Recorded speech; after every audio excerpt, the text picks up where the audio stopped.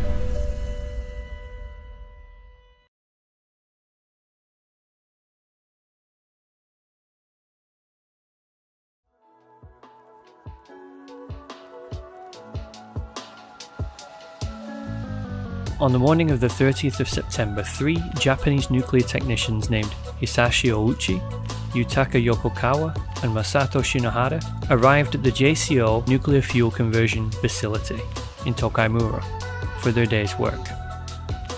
The JCO plant wasn't a power generating facility, but rather one which created the fuel rods for other power plants. They did this by a process of converting uranium hexafluoride into uranium dioxide. This would be the Tokaimura plant's first batch of fuel in 3 years. As such, there were no dedicated trained staff for this role, and whichever technicians happened to be available at the time fulfilled this role. The approved procedure to make this fuel is that the uranium powder is dissolved in nitric acid in the dissolution tank. This pure mixture is then pumped into a much taller storage tank called a buffer tank. It would then be slowly transferred into a wide tank called a precipitation tank, where it could be mechanically stirred. The design of the buffer tank prevented the fuel from going critical because of its tall cylindrical shape and the fact that the mixture wasn't properly mixed yet.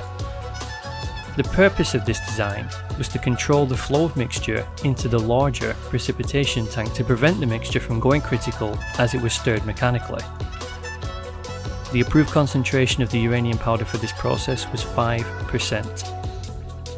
3 years prior to this date, the JCO company had modified the official procedure so that the uranyl nitrate solution could be made in stainless steel buckets by hand, rather than placing the ingredients into the dissolution tank.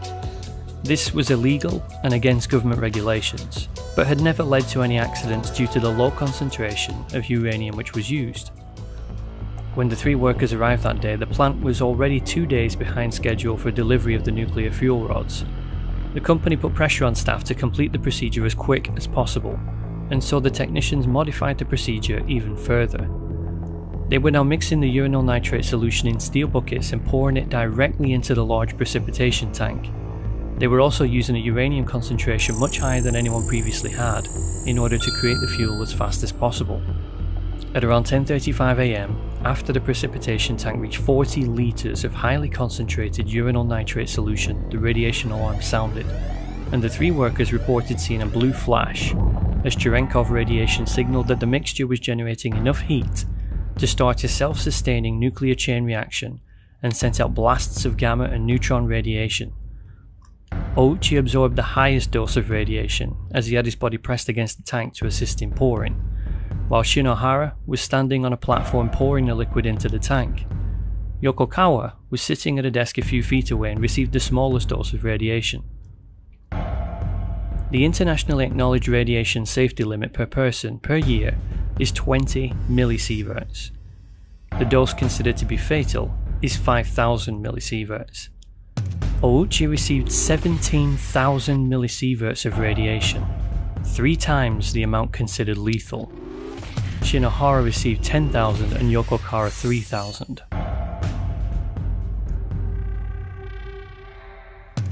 Almost immediately, Ouchi and Shinohara felt waves of pain and nausea, and both struggled to breathe, and the 3 men fled to a nearby changing room where Ouchi vomited and passed out. The 3 men were sent to the hospital, with the 2 most irradiated, Ouchi and Shinohara, quickly transferred to the University of Tokyo Hospital, as it had more modern facilities, more qualified staff, and cutting-edge procedures and treatments.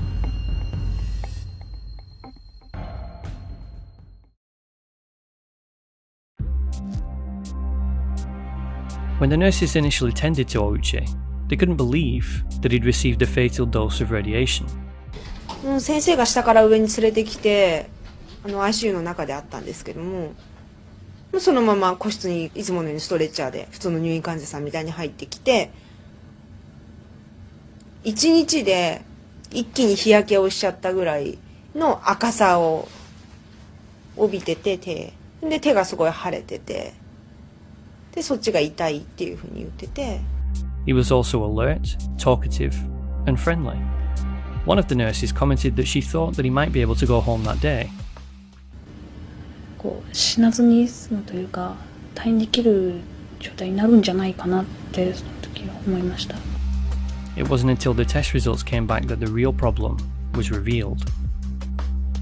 The human body is maintained by a function of many different cell types being shed or excreted, and then replaced by a new cell.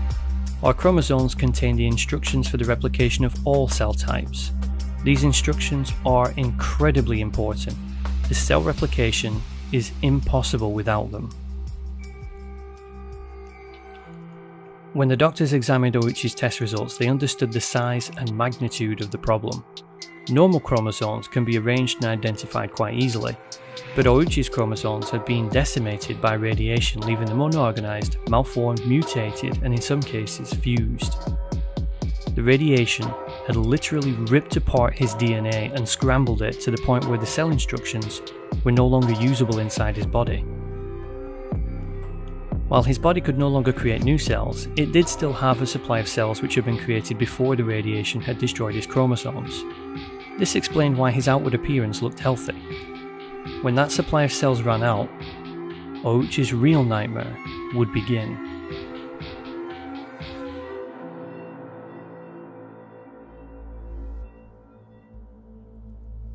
Ouchi's white blood cell count plummeted to 10% of what is considered normal and healthy, making him very vulnerable to viral and bacterial infections.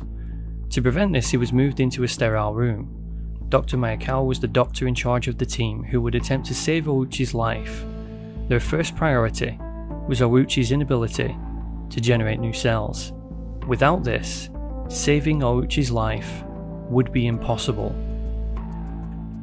After some discussion, Dr. Mayakawa suggested that the best course of action would be to try an experimental new procedure called peripheral blood stem cell transplantation. This is a procedure in which the healthy stem cells are harvested from a donor and then administered intravenously into the patient. The cells then migrate to the bone marrow and override the damaged ones, enabling the bone marrow to begin creating healthy cells again. The only issue was the donor would need to be a good match for Ouchi, and so they began testing potential donors. Luckily for Ouchi, his sister was a perfect match, and so healthy cells were harvested from her and administered to him through an IV. It would be 10 days before the team would know if the treatment was working. Knowing that the chances of success were slim, and the family were likely to cling to any faint hopes, Dr. Mayakawa allowed the family to see Ouchi on a daily basis in the hope that seeing his rapid decline would help them to accept the reality of what was happening. で、真実を受け入れていただくという努力はしました。決して綺麗事ではなくてですね、やっぱり、そのすごい放射線による障害ですので、見た目にもやっぱり大きな変化が起こりますから、それはそれなりに真実として受け入れていただくように、毎日毎日見ていただいてましたけどね。Ouchi seemed either in a state of denial or obliviousness about his condition, as he asked the nurse, "When you're exposed to radiation like this, is there a risk of contracting leukemia or something?" Demonstrating that he didn't understand that it was unlikely he would live long enough for leukemia to kill him if he did contract it. Over the next few days, Ouchi would deteriorate as his skin cell stores were quickly exhausted. As his skin lost its elasticity and solidity, it began to fall off, and staff noticed that whenever they removed medical tape, it would also peel thick pieces of skin away from Ouchi's body.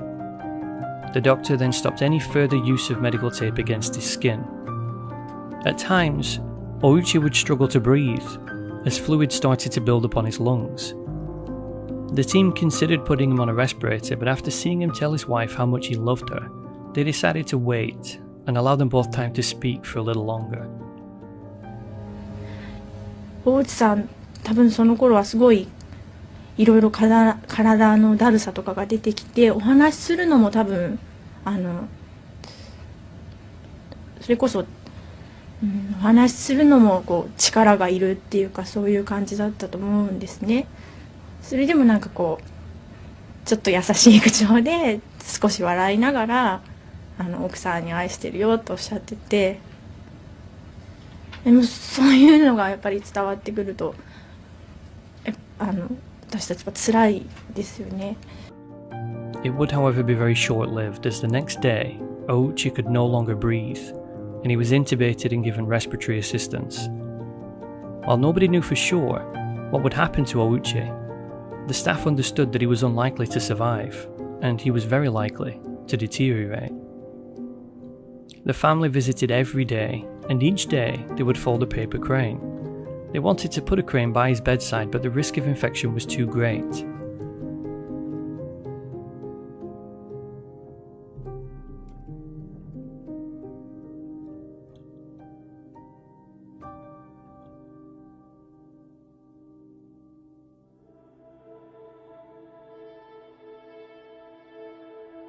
Ten days after Ouchi was given his sister's stem cells, the test results came back, and Dr. Mayakawa called a meeting to discuss the results. Everyone was hoping to see his sister's chromosomes living inside his blood cells. As they peered into the microscope at his blood cells, they saw 2 red dots, which signified that the sister cells were alive and healthy. Ouchi was the first person in the entire world to receive this treatment, and it had worked. Over the next few days, his white cell count would continue to increase to normal levels, and the risk of infection dropped significantly.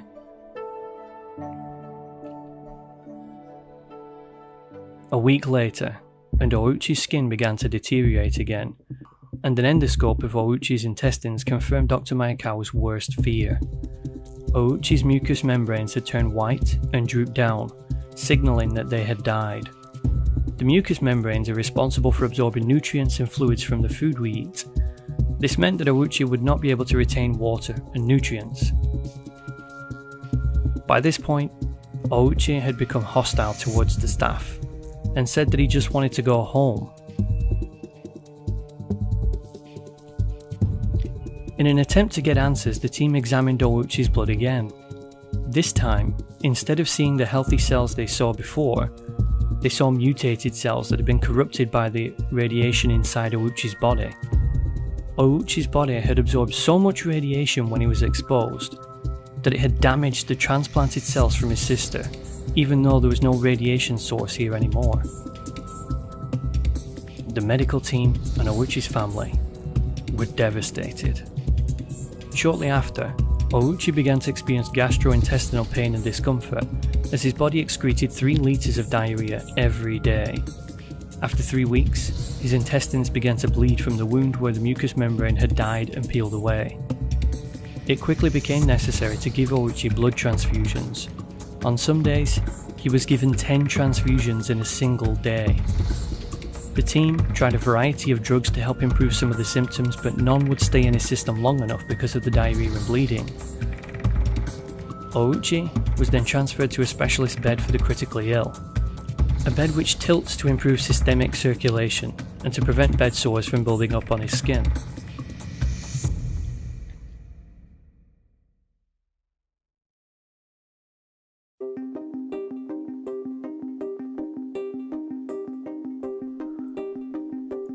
Once Ouchi's skin had fallen off, he started to lose fluids rapidly. He lost approximately 10 litres of body fluids every day, which had to be replaced with IV fluids. In an effort to try and retain what little layers of skin Ouchi had left, the medical staff wrapped almost his entire body in medical gauze, hoping that this would keep the skin in place and help him to retain fluids. But it didn't help. His weeping and bleeding skin would exudate profusely, and the bandages would be completely soaked in blood and fluids in just a few hours. もう毎日染み出しがすごくって、もう本当に半日かかるぐらいなんですね。午前中いっぱいとか、もうたくさんの先生に囲まれて皮膚の処置をするんですけど、もうそれがすごくやっぱり痛いみたいで、もうその時は完全に薬をたくさん使って眠らせるようにはするんですけど、見てるだけですごく痛々しいかったですね。Because his eyelids had mostly fallen off, Ouchi's eye would get dry and bleed, and due to the level of pain that he was in, he was given large doses of narcotics to help him sleep and ease the pain. Dr. Miyakawa spoke with Ouchi's family to advise that he was very unlikely to improve, and that he could get worse still. The family asked him to do all that he could to save Ouchi's life, but the only thing that he had left to try was massive skin grafts from lab-cultured skin. Dr. Miyakawa hoped that if the skin took, then it would help keep the fluids and buy them time to find other ways to help him. Unfortunately, due to the sheer volume of fluids lost through the exposed areas of his body, the skin grafts wouldn't adhere and they quickly fell off. 助かる見込みが非常に低いということが、客観的に誰の目にも明らかだ。ただし誰もあまりそれは公に口には出しませんでしたけど、でもやはりみんな誰しもがそう感じてたと思います。ただそれを誰かが言い出すと、全体のその士気といいますか。It had now been 2 months since Ouchi had first been admitted. He had undergone repeated blood transfusions, skin grafts. He'd been given stem cell transplants, he was breathing through the use of a mechanical respirator, his skin had rotted away, his eyes couldn't close even when he slept because he had no eyelids, he was bleeding from his intestines and he was in searing pain at all times. But he was alive. The massive blood loss and repeated transfusions was having a secondary effect. Ouchi's heart was pumping at over 120 beats per minute, the same rate as if he was running a marathon. The stress on his cardiac muscle was immense. And then, it stopped. Due to the lack of a do not resuscitate order, the medical team were legally bound to do their best to bring him back to life again, and so they quickly performed cardiac massage. His heart started beating again but then promptly stopped. The team administered cardiotonic drugs to assist him, and after stopping and starting 3 times, it returned to a steady, yet very fast beat. The stopping and restarting of his heart had a negative effect on Ouchi's brain and kidneys. Function was beginning to decline. When Ouchi's family called to him, he no longer had any response, and he was entirely dependent on medical equipment for survival. While Ouchi's family had not yet given up, his body was telling a different story. Ouchi's immune cells had become abnormal, and were attacking what healthy white blood cells he had left. In a short space of time, he had no white blood cells at all. Even a common cold could kill him in a matter of hours.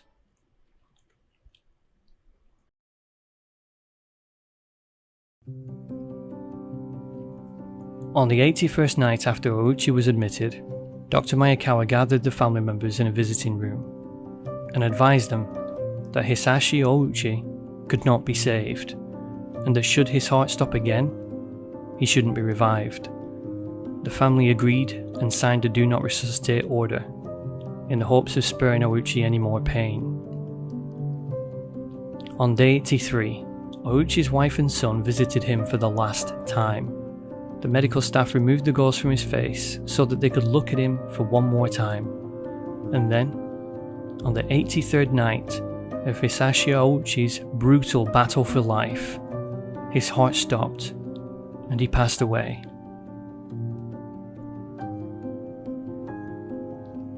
It's very easy to think of Hisashi Ouchi as suffering for far longer than he had to for no reason. Some people on the internet suggested that the doctors kept him alive against his will so they could test experimental treatments on him, that he begged to die. Some people referenced this photo in their articles and videos.